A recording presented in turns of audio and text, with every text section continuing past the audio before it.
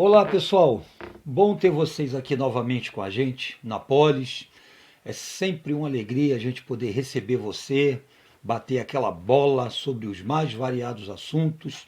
E eu vou aproveitar essa sua visita aqui para responder uma pergunta que já foi enviada para a gente tem algum tempo. E não foi uma vez só, a pessoa tornou a cobrar a resposta a essa pergunta, que eu acredito que seja assim uma dúvida de muita gente, não é? A pergunta que me foi enviada foi a seguinte: por que o Oriente Médio está sempre em guerra? Essa é a pergunta. Por que o Oriente Médio está sempre em guerra? Eu tenho certeza que essa pergunta ela também deixa muita gente encucada. Quem assistindo os telejornais à noite nunca pronunciou aquela célebre frase, né, quando vê algum atentado, novo atentado terrorista lá na Palestina, ou seja, lá, né, do Oriente Médio, em alguma região do Oriente Médio. Geralmente a pessoa suspira e fala: ah, esse povo só vive em guerra. Por que esse povo só vive em guerra? Pois é. Agora você vai saber por que o Oriente Médio está sempre em guerra. Parece que é uma guerra que não tem fim. Todas as tentativas, e não foram poucas, de pacificar aquela região, elas não deram certo. Geralmente tendo Estados Unidos como mediador, presidente dos Estados Unidos como mediadores. Pois bem, para entender a questão do conflito árabe-israelense no Oriente Médio, a gente precisa voltar um pouquinho.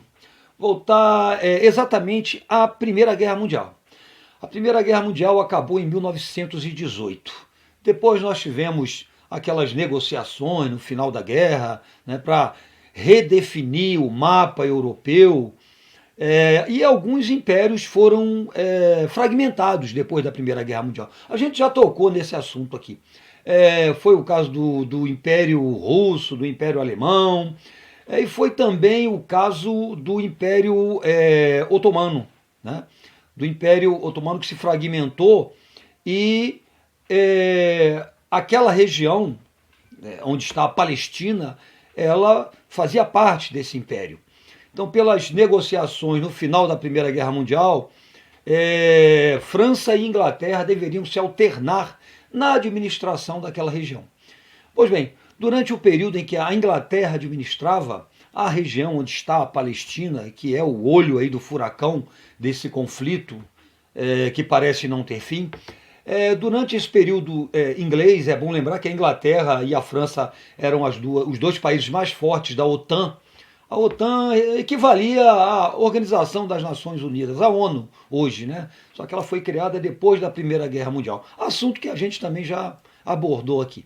Pois bem, no período de administração inglesa nessa região, houve um deslocamento intenso de judeus para aquela região. Foi o chamado movimento sionista, um movimento assim, em nível mundial, conclamando os judeus a voltarem, regressarem para aquela região que para eles é sagrada. Os judeus viviam, é bom lembrar aqui, espalhados pelo mundo, desde o fim, né, do templo de Jerusalém, lá no ano 70, depois de Cristo. Então eles viviam a chamada diáspora, né? Todo mundo já ouviu falar, já ouviu essa expressão alguma vez. E o que aconteceu? Eles eram uma nação sem Estado, não tinham um território, que é algo fundamental para você ter a ideia de Estado consolidada. Veio a Segunda Guerra Mundial e veio o Holocausto. Todos nós sabemos que estima-se que mais ou menos 6 milhões de judeus tenham sido mortos em campos de extermínio, em campos de concentração. E o que aconteceu? Em 1948 foi criada a ONU e foi criado o Estado de Israel. Finalmente os judeus conseguiram, com o apoio dos Estados Unidos, principalmente dos Estados Unidos, né, eles conseguiram um território e finalmente foi criado o Estado, um Estado, né, para o povo judeu. Só que isso gerou uma reação por parte dos vizinhos, né, ali da região de Israel. Eu estou me referindo a Egito, Síria, Líbia, Jordânia, que foram países que são árabes, países muçulmanos, que não aceitaram a criação do Estado de Israel e a divisão que foi feita na época. É bom lembrar que na época o Oswaldo Aranha, né, brasileiro, homem de confiança lá do Vargas, ele era secretário da ONU, ele que mediou inclusive essa situação aí, né, que levou à criação do Estado de Israel. Os palestinos, os árabes não aceitaram e iniciou-se uma guerra a chamada Guerra de Independência de Israel em 1948, que acabou com a vitória de Israel. Os palestinos, os árabes então se espalharam por outros países para a faixa de Gaza, Jordânia, né, Egito. Então ficaram aí espalhados e até hoje lutam para reaver, né, esse território que para eles é sagrado. Aliás, é um território que é sagrado para eles, que são muçulmanos, tem um significado religioso muito grande, é sagrado também para os judeus e, obviamente, também é sagrado para os cristãos. Então, Jerusalém realmente é uma situação, polêmica. É polêmica porque é um solo sagrado para as 3 grandes religiões que nós temos no planeta. Tá? Então, esses conflitos eles não terminam. Além dessa questão religiosa, dessa questão cultural, tem indiscutivelmente a questão também geopolítica, a questão econômica. Né? É uma região produtora de petróleo, então interessa a todo mundo. Interessa a Rússia, interessa, né, aos países europeus de um modo geral, interessa aos Estados Unidos, que são o grande aliado de Israel aí, né, nesse conflito. Então, essa é a razão. Já houveram tentativas, assim, algumas até bastante estranhas. Houve um momento, inclusive, que a Rússia ofereceu, né, no período da Guerra Fria, ofereceu parte do seu território para receber, né, os palestinos, o povo palestino, mas eles não aceitaram isso. Isso tem uma explicação muito simples. Né? Ali na Palestina, particularmente em Jerusalém, mas na Palestina, estão todas as suas referências culturais, as suas referências religiosas.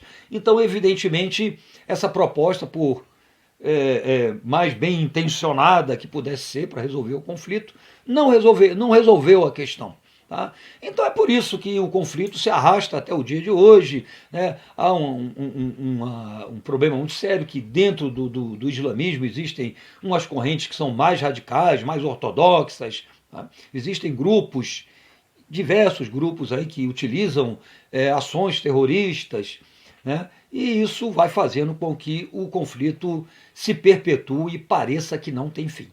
Então essa é a razão dessa guerra sem fim. São questões históricas, antigas, questões religiosas, questões culturais, questões políticas e também questões econômicas. Né? É a região que mais produz petróleo no planeta. Então ali é como se fosse, usando uma expressão aí utilizada por Winston Churchill uma vez, em relação, né, à península, ao norte da Península Balcânica, essa região é como se fosse hoje o estômago do mundo. Essa guerra dificilmente vai chegar a uma solução que satisfaça ambas as partes. É isso aí, gente. Um grande beijo para vocês e eu agradeço mais uma vez essa visita. Pergunte o que você quiser, que a gente aqui está pronto para responder. Beijão.